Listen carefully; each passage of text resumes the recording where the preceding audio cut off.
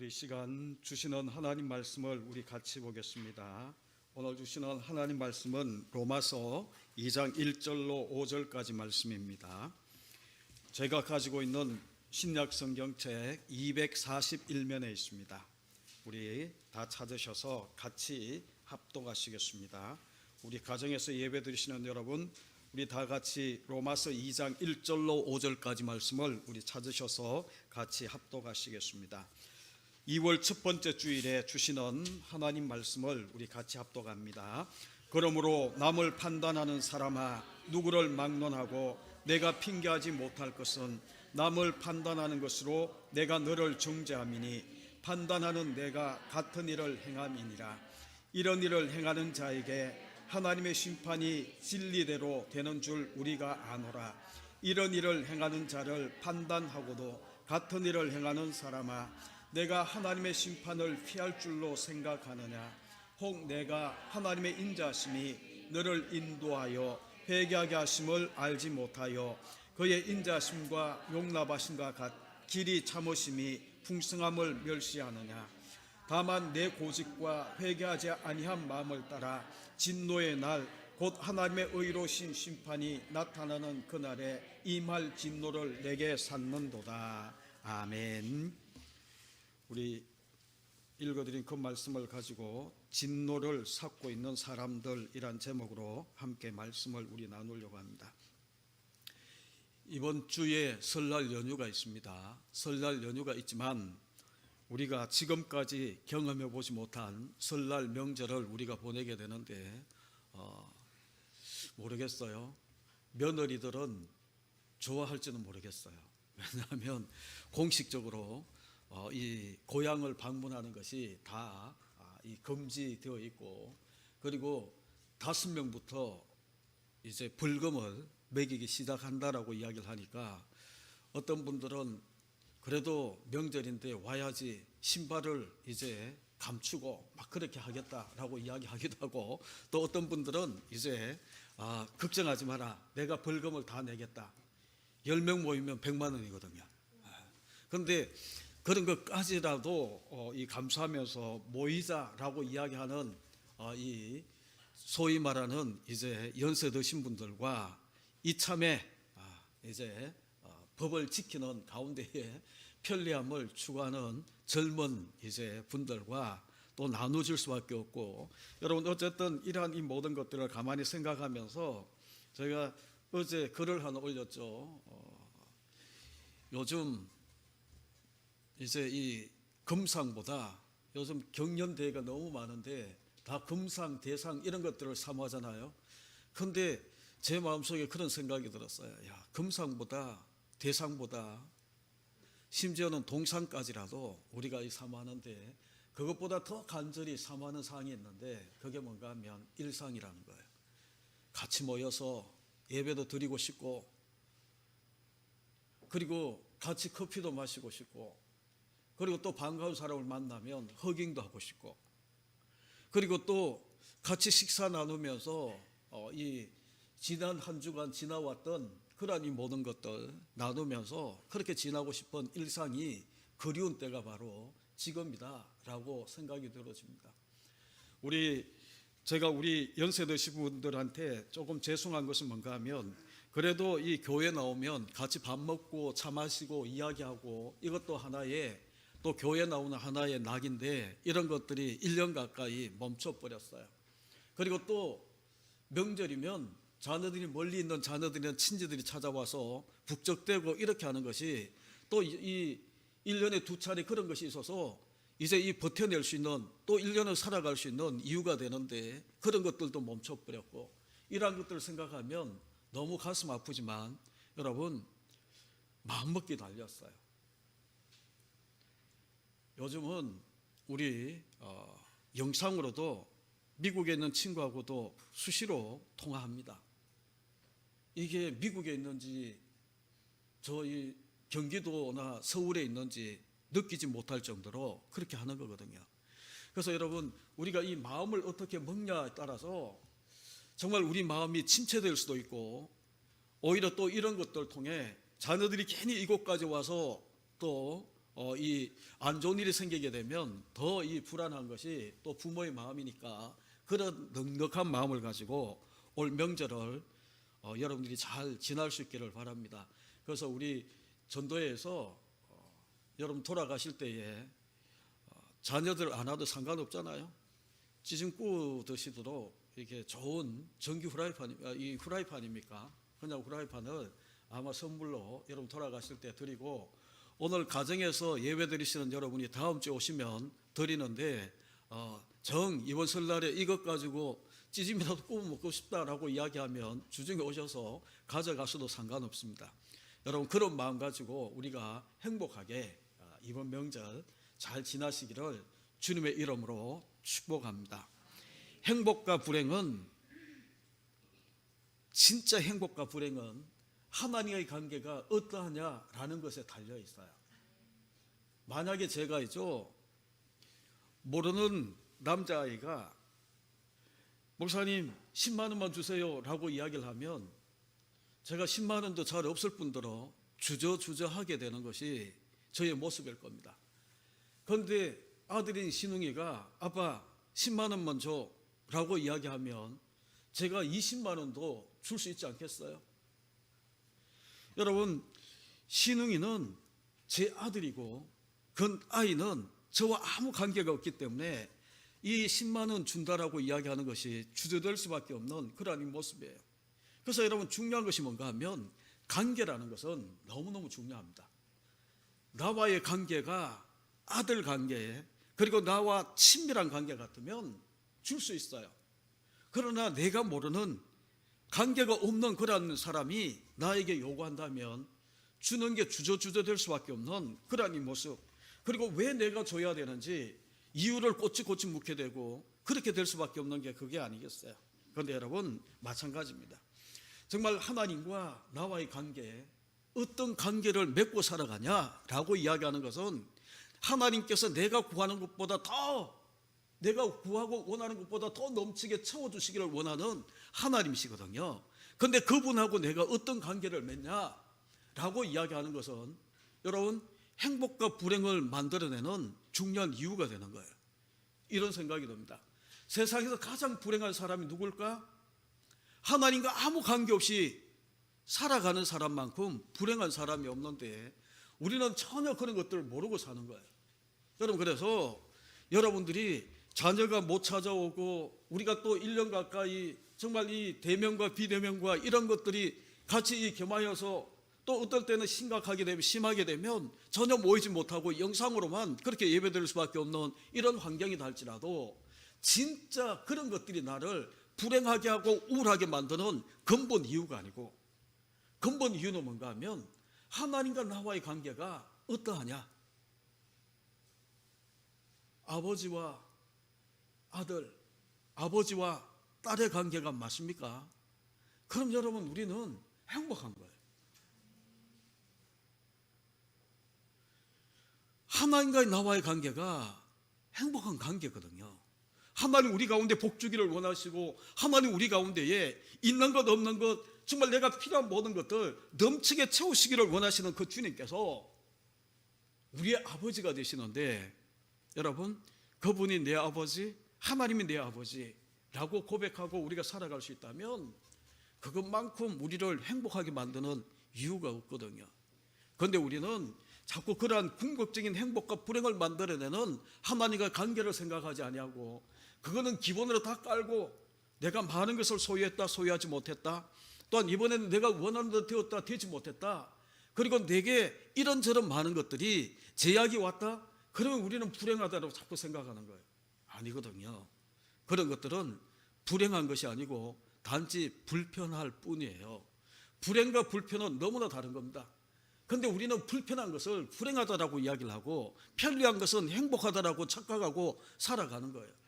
여러분 이왕 착각과 오해라는 이것이 나왔기 때문에 여러분 가운데 잠깐 이야기를 하면 이 구절을 제가 다 시간이 다 되지 못하면 또 잘라 먹어야 될 것 같아서 미리 이야기를 하면, 여러분 사람들은 자유를 외칩니다.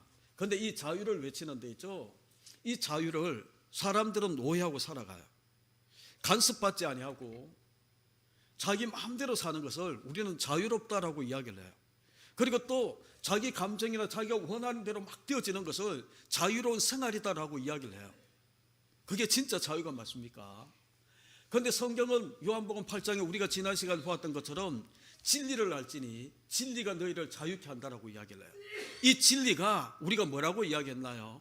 우리 할아버지는 마스크를 끼야 돼. 좀 기침을 하더라도 마스크를 끼고 하셔야 돼.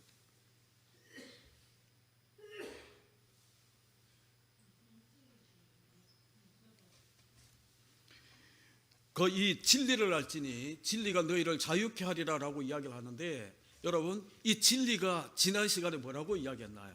내가 곧 길이요 진리요 생명이니라고 이야기하는 예수 그리스도가 진리예요. 하나님 말씀은 진리니다라고 이야기하는 하나님 말씀이 진리라고 이야기를 했어요. 이것이 하나님의 뜻에 의해서 하나님의 뜻대로 하나님 말씀이 성취되어지고 예수 그리스도로 성취되어지는 모든 것들이 진리다라고 우리가 그렇게 정의를 했어요. 여러분 이런 진리가 우리를 자유케 한대요. 그런데 우리는 이 예수 그리스도에 의해서 주어지는 이 자유 말고 내 마음대로 살게 도와주세요. 많은 사람들이 지금도 자유를 외칩니다. 그런데 이 자유를 외치고 살아가지만이죠, 그 자유의 정의와 이 개념이 전혀 잘못된 거예요. 만약에 우리가 생각지 못한 그러한 환경에 우리가 자유롭게 살려고 하면, 예를 들면 이런 거예요. 저는 수영을 못합니다. 왜냐하면 물가에 가면 큰일 난다고 어릴 때부터 그렇게 배웠기 때문에 물가를 가지를 못했어요. 그런데 우리가 이 물에서 자유롭게 우리가 막 지나려고 하면 어떻게 해야 됩니까? 불편하지만 우리가 이 물에서 자유로워질 때까지죠, 우리는 적응하는, 나를 훈련하고 단련하고 적응하는 그런 기간을 거쳐야 물에서 자유로울 수가 있는 거거든요. 그와 마찬가지로 자유라는 것은 있죠, 아무 제재나 아무 이 간섭 없이 내 마음대로 사는 것을 우리가 자유라고 이야기한다면 그것은 결국은 죄의 종이 될 수밖에 없는 그런 모습이 성경은 우리 가운데 가르치는 거거든요. 그래서 여러분, 우리가 이 개념을 잘 정리한다, 단어의 뜻을 잘 정리한다라고 이야기하는 것은 무지무지 중요한 건데, 하나님과의 관계가 틀어지게 되면 불편한 게 아니고 불행한 거예요. 하나님과의 관계가 잘 맺혀지게 되면 편리한 게 아니고 행복한 거예요. 그래서 우리가 지금 우리 사회가 이제 세계적인 이 코로나19 바이러스 때문에 우리가 힘들고 어렵고 제약되는 이러한 삶을 사는 이유가 뭔가 하면 건강하게 하기 위해서 제재를 가하는 거거든요, 강제적으로. 그래서 이것을 갖다가 우리가 구속됐다? 구속 맞아요. 그런데 구속 맞지만 내가 더 자유롭게 이제 이 삶이 모든 조건이 이제 이 풀려지고 바이러스가 끝나고 나면 내가 더 자유롭게 살게 하기 위해서 내가 더 행복하고 더 이 열심히 살아가는 그런 이 디딤돌이라고 해야 되나요? 그런 것을 만들기 위해서 우리 가운데는 불편하지만 마스크도 끼고요, 불편하지만 정말 이 거리도 두고, 그리고 이제 이 설날에 명절에 가까이 오지도 못하게 하고, 뭐 혹자는 정치적인 이 편향성 때문에 정치적인 방역이다라고 이야기하는데 물론 그럴 수도 있겠죠. 그러나 이런 모든 것들을 우리가 개념이나 뜻을 우리가 의미를 잘 살려서 우리가 보게 되면 더 큰 온전한 자유와 행복한 건강한 우리의 모든 것들을 위해서 우리가 이 모든 것들이 제재도 그리고 간섭도 우리 가운데 있다라는 것을 우리가 이해한다면, 여러분 이번 설날 우리 어르신들은 그런 생각 가지고 행복하시라고. 하나님이 있잖아요. 하나님 우리 아버지잖아요. 그래서 우리 자녀들 위해서, 여러분 자녀들 위해서 물질을 유산을 남겨주고 이게 우리 자녀들에게 큰 행복을 주는 것 같지만 아니에요. 저는 진짜 우리 자녀들을 행복하게 만드는 것은 여러분들이 믿고 있는 그 하나님 아버지 그리고 예수 그리스도의 이름으로 우리 자녀들을 축복하는 겁니다. 기도하는 겁니다. 우리 자녀들 이 코로나 바이러스에 걸리지 않도록, 그리고 정말 우리 자녀들이 하는 일이 정말 하나님 뜻 안에서 정말 이 성공하고 출세하고 많은 사람들에게 축복을 유통시키는, 축복을 흘러 넘치게 만드는 축복의 통로가 되라고 그렇게 기도해 주는 것만큼 우리 자녀들을 행복하게 만드는 게 없는 거거든요. 그들이 철이 들고 그들이 어느 정도 이제 이 성숙해지게 되면 우리 부모님이 나를 위해서 이렇게 기도한 것이 나를 이렇게 행복하게 만들었구나 라는 것을 고백하는 순간이 반드시 있을 거예요. 물질 주고 우리 자녀들이 물질을 유산으로 받았기 때문에 행복하다? 아니거든요. 잠시 잠깐이에요. 그래서 여러분, 이번 설날 여러분들이 자녀들이 안 와서 그렇다면 더 많이 축복하십시오. 더 많은 시간 그 자녀들을 위해서 그리운 만큼, 보고 싶은 만큼 우리 자녀들 이름을 부르면서 하나님, 그들이 어디에 있든 하나님 축복하십시오. 하나님의 약속의 이 복이 우리 자녀들 자자손손 이어질 수 있도록 하나님 축복해 주십시오. 기도할 수 있는 저와 여러분, 우리 믿음의 기쁨의 식구들 되실 길을 간절히 주님의 이름으로 축복합니다. 제가 막 이렇게 하니까 우리 두 어르신이 여기 계셔가지고 하는 설교처럼 이렇게 느낄 줄 모르지만 아니거든요. 우리 전부 모든 사람들의 마음이 그럴 것 같아요. 그렇죠? 그래서 여러분, 하나님과의 관계를 바르게 가지는 것만큼 행복할 수 있는 길이 없음을 여러분들이 기억하시고, 이제 본문으로 돌아와서, 이게 서론이 너무 길어버려가지고 본문을 얼마나 할지 모르겠지만 안 되면 다음 시간에 이어서 하도록 하겠습니다. 우리가 지난 주일날 우리가 보았던 것처럼 여러분, 로마서 1장 19절로 32절까지 우리가 경건치 않은 죄와 불의의 죄에 대해서 우리가 쭉 보았어요. 특별히 28절부터 보게 되면 22가지 모든 불의를 빼게 되면 여기에 다 나머지 21가지가 포함되니까 어떤 이들은 21가지가 되는 죄의 목록이 열거되었다라고 이야기를 하는데, 이 사도 바울이 이런 모든 죄들을 쭉 이야기를 하면서 이런 것을 행하는 자는 32절에 뭐라고 이야기했나요? 사형에 해당된다라고 이야기할 때에 이 이야기를 듣고 우리가 상상하면 고개를 끄덕이면서 정말 그들은 마땅히 죽어야 돼 라고 이야기하는 사람들이 분명히 있었을 거예요. 그들이 누군가 하면 여러분, 율법을 지키고 있는 바리새인일 수도 있고, 또 지금 이 편지가 누구에게 쓰고 있는가 하면 로마 교회에 쓰고 있거든요. 나는 저런 죄를 범하지 않았어. 정말 음행도 하지 않았고, 정말 남을 죽이는 살인죄도 하지 않았고, 쭉 이야기를 하면서 그렇게 나아가고 있는 모습이 그 가운데 있었을 겁니다. 그러면서 유대인들, 율법을 지키고 있는 유대인들은 이방인들을 비난하면서 이런 죄, 사형에 해당되는 죄다라고 이야기를 하고, 또 이 교회 성도들, 이 성도들조차도 정말 우리는 예수 그리스도 때문에 우리가 구원을 얻었기 때문에 마땅히 저들은 사형받아 마땅한 인간들이야 라고 이야기를 하면서 고개를 끄덕이고 있는 그런 모습을 우리가 생각할 수 있어요. 여러분들, 어쩌면 지난 주일날 우리가 이 말씀을 나누면서 제가 제 목록은 다 이야기하지 못했지만 22가지, 21가지가 그렇게 쭉 나와 있는데, 이런 죄를 범하는 사람은 우리는 마땅히 죽어야 돼 라고 이야기를 해요. 정말 이 순리대로 쓰지 않고 영리로 쓰고 있는 동성애를 범하는 사람은 더더욱더 우리 기독교인들은 이를 갈면서 저것들은 죽어야 돼 라고 이야기하는 모습이 우리 가운데 있고요. 정말 여러분, 우리 정인이 사건을 통해서 우리가 보았던 것처럼 어린아이를 그렇게 학대하는 사람도 우리는 마땅히 죽여야 돼. 요즘은 이제 이 교회에서 많은 바이러스가 이 전파되었다라고 이야기를 하면서 교회를 향해서 사람들이 그렇게 이야기할 수도 있어요. 그런데 여러분, 우리가 그런 것들을 가만히 떠올려 보게 되면 우리는 아닌 것처럼, 우리는 거기에서 사형 언도에서 우리가 피해 있는 것처럼 그렇게 생각할지 모르지만, 오늘 1절을 한번 보십시오. 그러므로 남을 판단하는 사람아, 누구를 막론하고 네가 팽개하지 못할 것은 남을 판단하는 것으로 내가 너를 정죄함이니 판단하는 내가 같은 일을 행함이라 라고 그렇게 이야기합니다.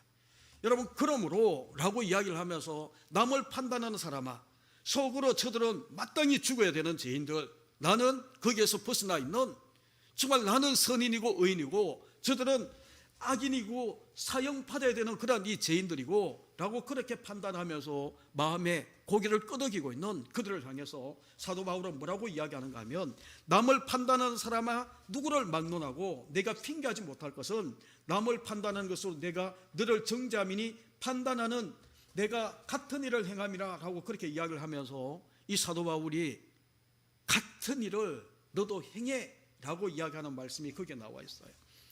여러분 우리가 1절로 5절까지 말씀을 보게 되면 판단이란 말이 옛날 성경에는 7번 나와 있는데 2절에 보게 되면 이런 일을 행하는 자에게 하나님의 심판이 진리대로라고 이야기하는 이 심판도 이전 개역 성경을 보게 되면 판단이라고 되어 있어요. 여러분 이 판단이라고 이야기하는 크리노라는 단어는 여러분 1절로 5절까지 7번 나와 있습니다. 그런데 이 크리노라고 이야기하는 판단이란 말은이죠, 재판정에서 재판관이 죄의 내용과 질 그리고 형량 등을 고려해서 죄인의 이 모든 것들을 선고할 때에 쓰는 단어가 바로 크리노라는 단어예요.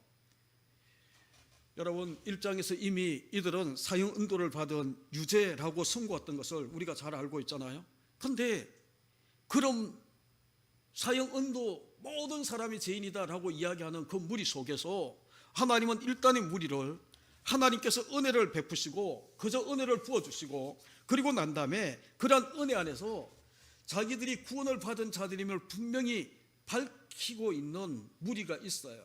그들이 누군가 하면 예수 믿는 성도들이거든요.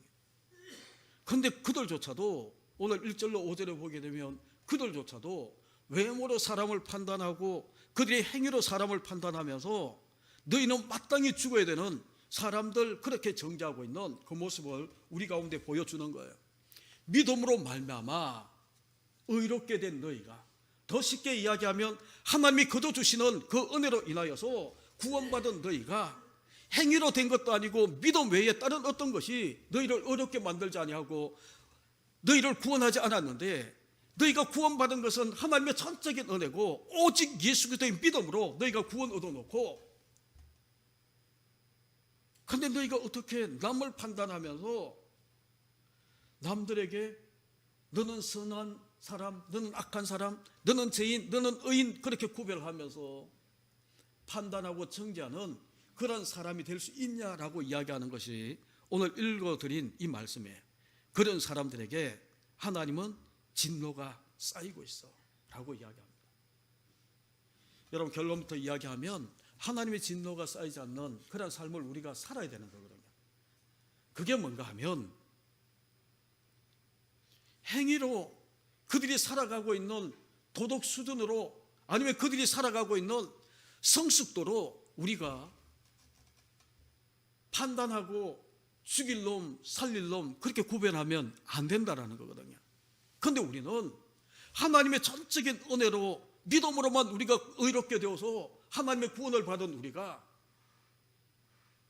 자격 없는 우리가 그 사람들을 평가할 때에 똑같이 우리도 그렇게 그들의 행위와 성숙도나 그리고 그들이 가지고 있는 도덕적인 기준을 바라보고 우리가 선인 악인으로 나누면서 판단하고 있더라라고 이야기를 하는 거예요. 그래서 오늘 이러한 전체적인 내용을 기억하시면서 우리가 한 절 한 절 한 구절 우리가 이 해석하면서 보려고 하는데, 그러면 1절을 보시죠. 그러므로 라는 말로 시작합니다. 여러분 그러므로 라고 이야기하는 이 접속사는이죠, 1장에서 이야기했던 본론을 시작하면서 18절부터 32절까지 이야기했던 모든 것들을 다 이야기를 하는데 어떤 거였나요? 여러분 좀 더 쉽게 우리가 이 해석한다면, 이러한 것이 모든 인간들이 처해진 상황이라면, 모두가 죄인이라면 그런 말과 또 하나는 뭐였어요?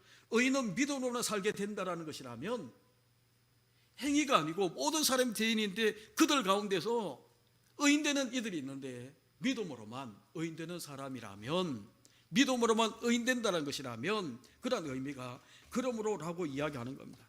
여러분 믿음으로 의인된 사람들이 누군가요? 성도예요. 오늘날로 이야기하면 교회예요. 우리가 교회니까. 교회가, 로마 교회가, 그리고 대구 기쁨의 교회에 속해 있는 모든 이들이 믿음으로 의롭게 된 사람들이다라고 이야기하는 거거든요. 그렇게 은혜로 믿음으로 의롭게 되고 은혜로 구원받은 너희가, 살아난 너희가 교회들인데, 너희 중 누가 함부로 다른 이의 그 행위를 가지고 악과 선을 판단하고 정죄하는 심판관이 될 수 있겠냐라고 묻는 거예요. 그래서 사도는 이 편지를 그들 가운데 쓰는 겁니다. 여러분 어떤 이들은, 유도슨 목사님은이죠, 거의 1절 18절부터 32절까지 인칭 대명사에 주목하라라고 이야기를 해요. 그들은. 여러분 1장 후반부에 나와 있는 거기에 보게 되면 인칭 대명사가 그들은 이에요. 그런데 오늘 읽어드린 이 말씀의 인칭 대명사는 그들은 이란 말이 나오지 않고 내가라는 말이 5번 반복해서 나와요. 유도수 목사님은 그것을 이 주목하면서 인칭 대명사 왜 이 갑자기 이렇게 바뀌었냐? 그런데 여러분 많은 학자들이 하는 이야기가 뭔가 하면 1장에 나와 있는 그들은 누군가 유대인이다 이방인이다 쭉 그렇게 이야기하는데 여러분 유대인의 죄는이죠.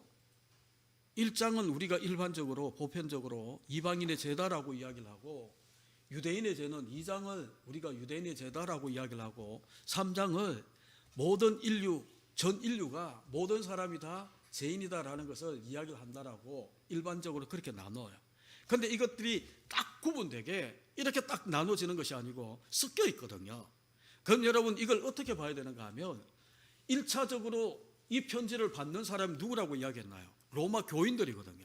그런데 로마 교인들 안에 유대인만 있습니까? 아니에요. 이방인도 있어요. 그런데 이방인만 있는 교회도 아니고 그들 가운데는 유대인 그리스도인들이 거기도 있거든요.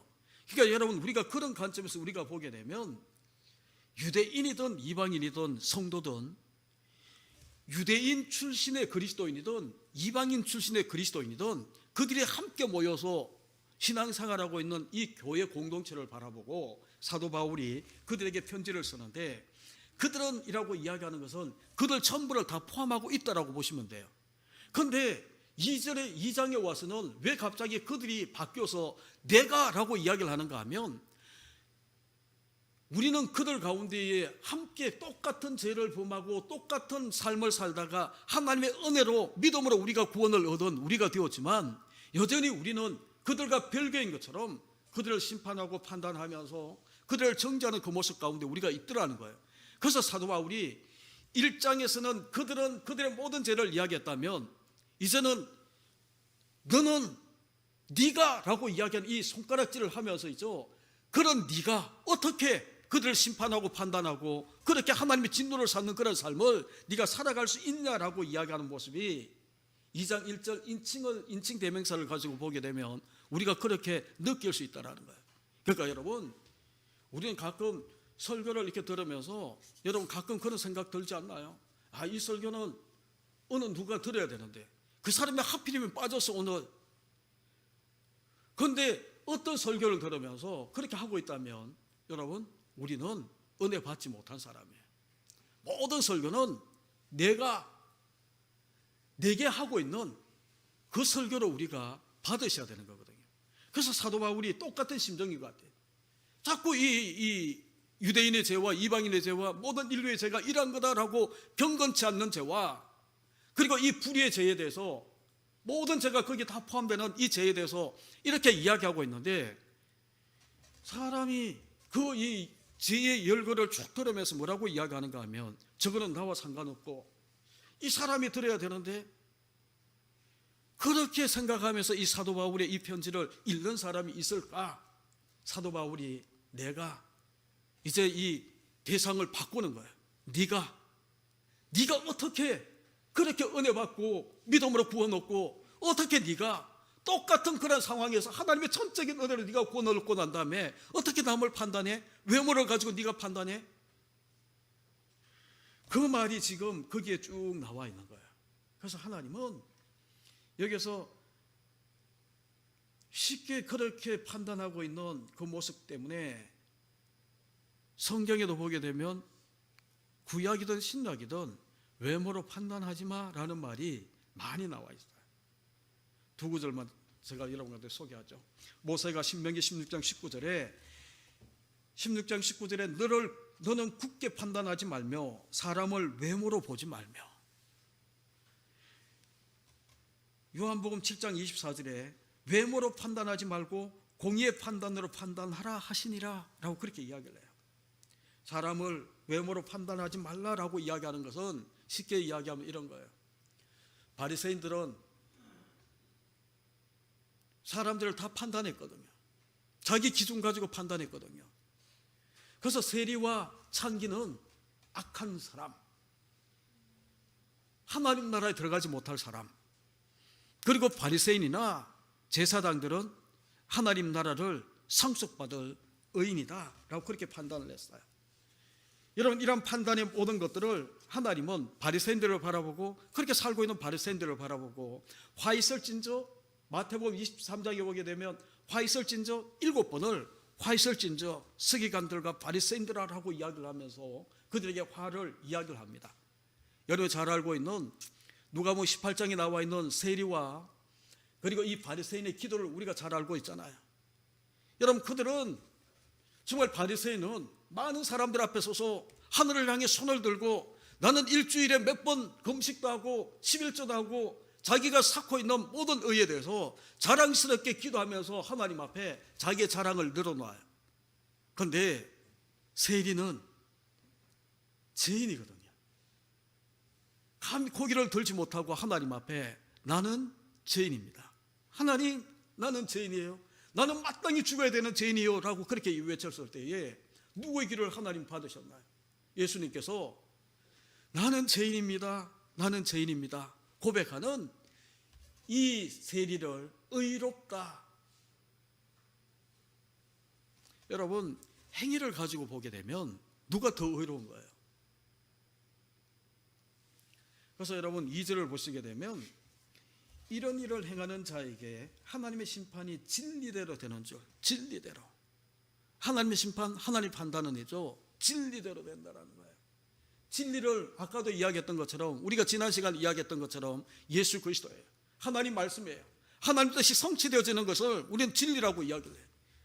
그런데 이 진리대로 하나님은 심판을 한대. 이게 뭐를 이야기를 하는 줄 아나요? 하나님은 우리의 행위, 우리의 도덕 수준, 우리의 성숙도, 인격의 성숙도, 이런 것 가지고 하나님은 판단하고 심판하지 않는다라는 거예요. 그것 가지고 판단한다면 예수님이 바리새인을 의롭다라고 이야기하고 내려보내셔야 돼요. 그런데 예수님은 내가 죄인입니다라고 이야기하고 있는 세리를 바라보고 하나님은 의롭다라고 이야기를 해요. 2절의 말씀을 가지고 우리가 가만히 보게 되면 정말 예수 그리스도가, 나는 죄인이니까 죄인을 구원하러 오신 예수 그리스도가 나는 절대적으로 필요한 사람, 정말 예수 그리스도가 내게 오지 않으면 나는 죽을 수밖에 없는 죄인, 나는 죄인입니다라고 고백하고 있는 세리의 기도는 그런 거거든요. 필요해, 내 죄를 사해줄 메시아가 필요해. 그런데 바리새인은 자기 의 가지고 의롭게 되어 있는 이 바리새인은이죠, 예수 그리스도가 필요 없는 사람이에요. 우리가 어느 순간부터 예수 믿고 살면서 어느 순간부터 예수가 없어도 살 수 있는 사람처럼, 하나님의 은혜가 아니라도 내가 살아갈 수 있는 사람처럼 우리가 그렇게 착각하면서 살고 있는 사람들이 얼마나 많은지. 그러니까 쉽게 남을 판단해, 남을 쉽게 정죄해. 어떻게 저 사람이 저렇게. 우리도 똑같은 죄인이거든요. 그들도 예수 그리스도 필요한 사람. 하나님의 심판, 하나님의 판단은 이죠, 진리대로 행하시는 분이 바로 하나님이세요. 그래서 여러분 중요한 것은 뭔가 하면 다른 것이 아니에요. 정말 여기에서 심판은 진리대로 된다라고 이야기하는 것은 사람의 행위나 외모로 근거로 해서 되어지는 것이 아니고, 여러분 쉽게 이야기하면 진리 대신 예수 그리스도, 정말 그가 유대인이든 그가 이방인이든 그가 율법주의자든 그가 도덕주의자든 그가 민주주의 외치는 사람이든 어떤 사람과 상관없이 그가 예수 그리스도와 정말 예수 그리스도가 있고 없고의 이 사이 때문에 하나님은 판단하신다라고 이야기를 하는 거예요. 그럼 여러분, 예수 그리스도는 내 속에 예수 그리스도가 있기 때문에 방탕하게 아무렇게나 그렇게 살아도 되는가? 아니에요. 뒤에 보면 나와 있어요. 제가 이 믿음을 강조하고 예수 그리스도 때문에 정말 우리가 그렇게 된다라고 하는 것을 자꾸 강조하다 보게 되면 사람들이, 그러면 나는 예수 그리스도를 믿었으니까 나는 그렇게 살아도 돼? 이런 오해가 일어날까 나중에 야고보서를 제가 한번 강의하고 싶어요. 그런데 여러분, 우리가 은혜로 하나님의 은혜로 내가 구원 얻고, 구원은 전적인 하나님의 은혜잖아요. 그리고 내가 제사함 받는 것도, 내가 회개하고 막 하는 것도 내가 가지고 있는 믿음 가지고 한 것처럼 우리가 착각하는데 아니라고 이야기를 했잖아요. 요한 1서에 보게 되면 1장 9절에 뭐라고 이야기합니까? 만일 너희가 자백하면, 그죠? 한번 보시죠. 1장 9절, 요한 1서 1장 9절.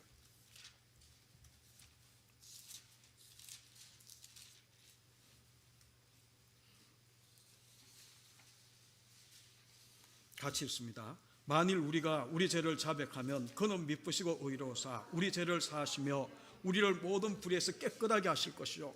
여기서 모든 불의는 우리가 이 1장 28절 이하에 보았던 모든 죄들이에요. 그런데 그 모든 불의에서 우리를 깨끗하게, 죄를 사하시고 깨끗하게 하는 것이, 우리가 죄를 자백하고 이걸 우리는 회개라고 이야기하니까, 그죠? 그런데 회개가 아니거든요. 하나님께 전적으로 돌아서는 것이 회개인데, 우리가 죄를 자백하는데, 그러면 우리가 죄를 자백하는 것도 내가 내 의지 가지고 한 것처럼 우리가 생각할지 모르지만, 그 구절을 가만히 보시게 되면, 만일 우리가 우리 죄를 자백하면 그는 미쁘시고, 그는 누구예요? 하나님, 예수 그리스도예요. 미쁘시다라고 이야기하는 것은 피스토스라고 이야기를 해서 믿음을 이야기를 해요. 그는 믿음이라는 거예요. 하나님은 믿음이라는 거예요. 더 쉽게 이야기하면 믿음의 주체는 하나님이라고, 믿음은 하나님의 것이라고, 그렇게 여러분 가운데 계속 이야기를 했어요. 하나님의 믿음 때문에죠. 하나님 믿음 때문에 우리가 의롭게 되고, 우리 죄를 사함을 받게 되고, 우리를 모든 불의에서 깨끗하게 하는 것은 하나님 믿음 때문에, 하나님 믿음이 우리 가운데 들어왔기 때문에 우리는 죄를 자백해, 하나님 내가 죄인입니다, 이 세리처럼 하나님 내가 죄인입니다라고 고백하고 자백하고 그렇게 되는 거예요. 이게 만일 우리가 우리 죄를 자백하면 이게 나와 있기 때문에 이게 전제 조건처럼 생각할지 모르지만, 모두 우리가 죄를 자백하고 회개하고 정말 하나님 앞에 우리가 그렇게 선택을 받고 택함을 받고 구원을 받는 모든 것은이죠, 그는 미쁘사, 그는 믿음이라. 하나님은 믿음이에요. 하나님 믿음 때문에 우리를 의롭게 만들어, 하나님의 믿음 때문에 우리를 정결하게 만들고 깨끗하게 만들고 모든 죄에서 우리를 건져내시는 하나님 믿음 때문에, 하나님의 믿음이 내게 들어와서 우리를 죄를 자백하게 만들어. 여러분, 이 하나님의 믿음이 우리 가운데 있는데, 이 하나님 믿음 때문에 우리가 이렇게 된 줄 우리가 알게 되면, 우리가 나는 이제 이미 구원 얻었으니까 나는 아무렇게 살아도 돼, 그렇게 살 수 없다라는 거예요. 공로가 내게 1도 없는데, 믿음은 내게 1도 없는데, 하나님 믿음이 그저 내게 주어져서, 하나님의 택하신 것 때문에, 하나님 부르신 것 때문에 하나님 믿음 내게 그저 들어와서, 하나님 너 의로워, 너 하나님이 나의 자녀야, 나의 아들이야, 나의 딸이야. 그러면 나의 모든 죄에서 하나님 건져내셔서, 가자, 우리가 무화과 나무 잎으로 자기의 부끄러움을 가리고 있죠, 자기 수치를 가리고 죄를 덮으려고 그렇게 했던 모든 것들 하나님 다 벗겨내세요. 하나님 일방적으로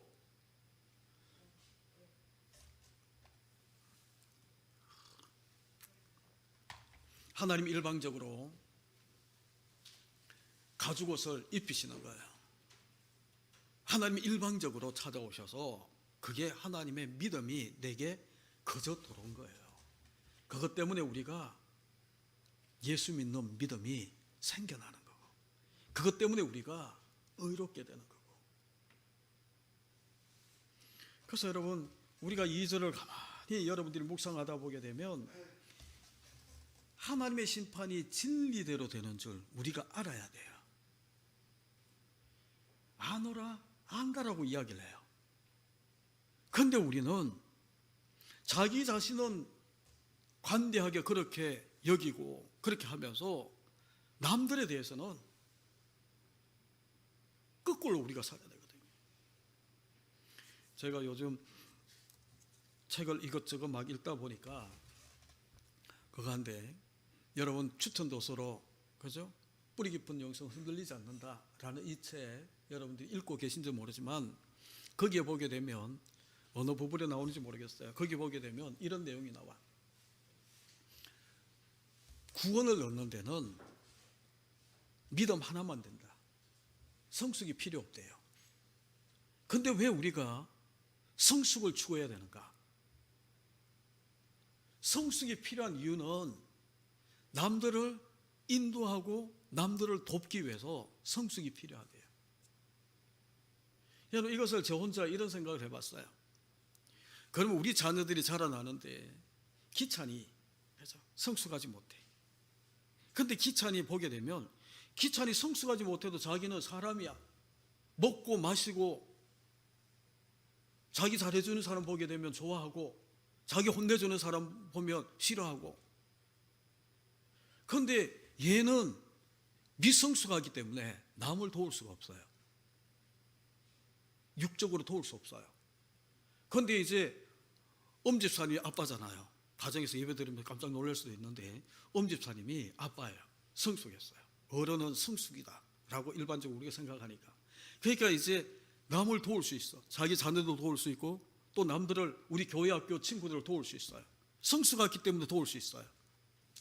그 게리 토마스가 이야기하는 뿌리 깊은 영성은 흔들리지 않는다라고 이야기하는 그 책 속에 구원은 믿음만 있으면 된대. 근데 왜 우리가 성화를 이루려고 예를 쓰고 그리고 성숙하려고 우리가 예를 쓰는가 하면 다른 것이 아니고 누군가를 돕기 위해서.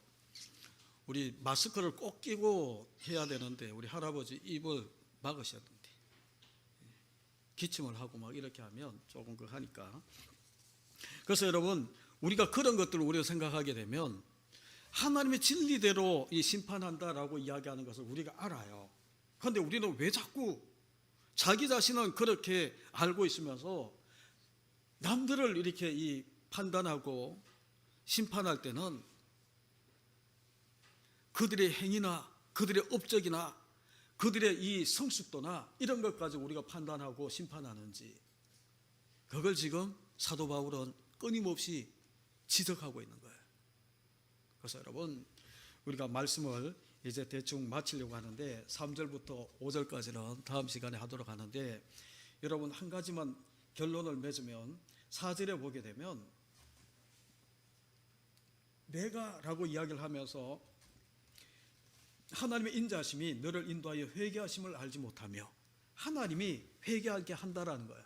그리고 5절에도 보게 되면 다만 내 고집과 회개하지 아니한 마음을 따라 진노의 날, 곧 하나님의 의로운 심판이 나타나는 그날에 이 말 진노를 내게 샀는다라고 이야기를 하는데, 여기서는 하나님의 심판이 주제가 아니에요. 많이 나와서 판단의 심판이 주제인 것처럼 이야기하지만 그렇게 살고 있는 우리를 하나님은 어디로 인도하고 싶은가 하면 회개의 자리로. 내 고집, 이 고집이라는 단어도 있죠.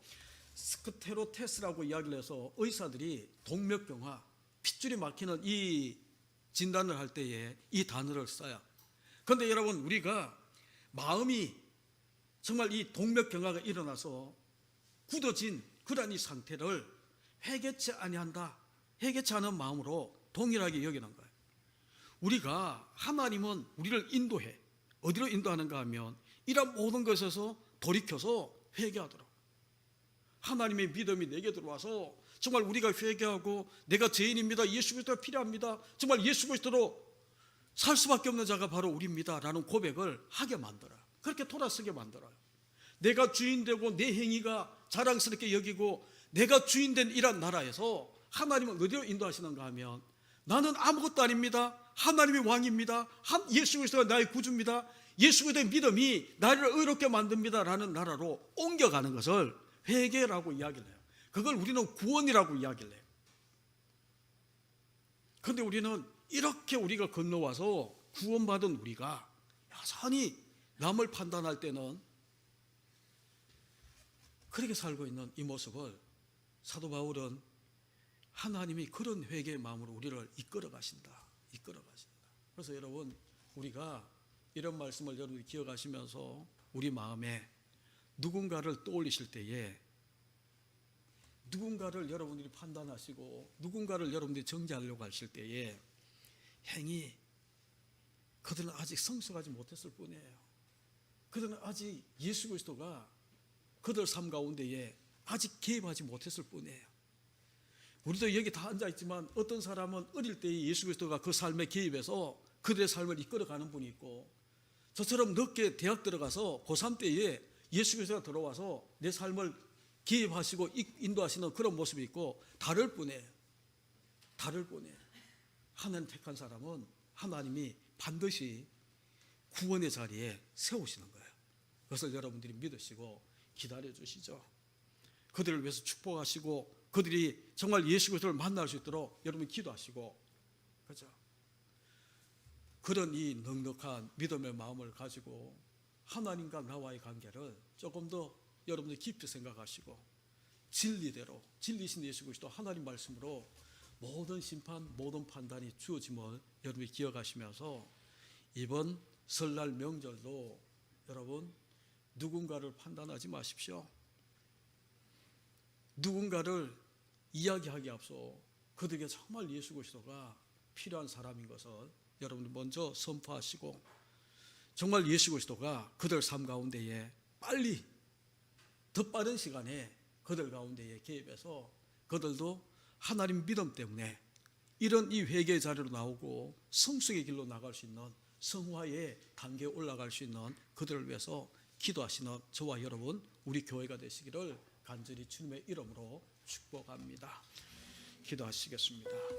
우리 시간 함께 기도할 때에, 가정에서 예배드리시는 여러분도 함께 기도하실 때에 말씀이 어떤 구절이 여러분 가운데 와닿았나요? 그 말씀을 부여잡고 우리 함께 기도했으면 좋겠습니다. 기도하겠습니다.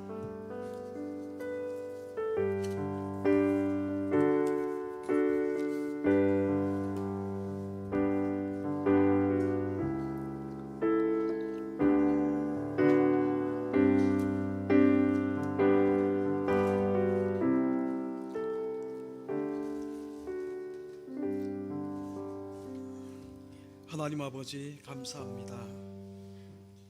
오늘도 예배의 자리에 있게 하심을 감사합니다. 장소는 다를지라도 마음껏 예배할 수 있는 자리에 있게 하신 우리 아버지 하나님 감사합니다. 가정이든 교회든 어디서 예배하든 하나님 만날 수 있도록, 하나님 말씀이 우리 가슴 속에 새겨질 수 있도록 하나님 인도하여 주옵소서. 이번 주에 있을 설날 명절 가운데도 하나님의 은혜 베푸시고, 특별히 함께하지 못하는 그러한 이 여건이다 할지라도 믿음으로 또한 기도로 영적인 교통함이 있어서 마음껏 축복하고 마음껏 기도할 수 있는 그러한 이 설날 명절이 되어지게 하나님 축복해 주옵소서. 하나님 아버지 감사합니다. 속히 코로나 바이러스가 종식될 수 있도록, 또한 백신이 개발되고 또한 치료제가 개발되게 하심을 감사합니다. 더디게 진행되는 그러한 이 백신 접종이다 할지라도 우리 사랑하는 성도들 특별히 하나님 기억하시고 안전하게 지켜주셔서 하나님의 은혜의 그늘 아래 품어주시고 인도하여 주셔서 코로나 바이러스가 우리 성도들 가운데 조금 더 침투하지 못하도록 불병거 불성각 되어주시기를 간절히 기도합니다. 아버지 하나님, 또한 감사한 것은 우리 교회 하나님 이번 2021년 비전을 주여 이제 회복과 부흥을 주옵소서 정하고 달려가게 하심을 감사합니다.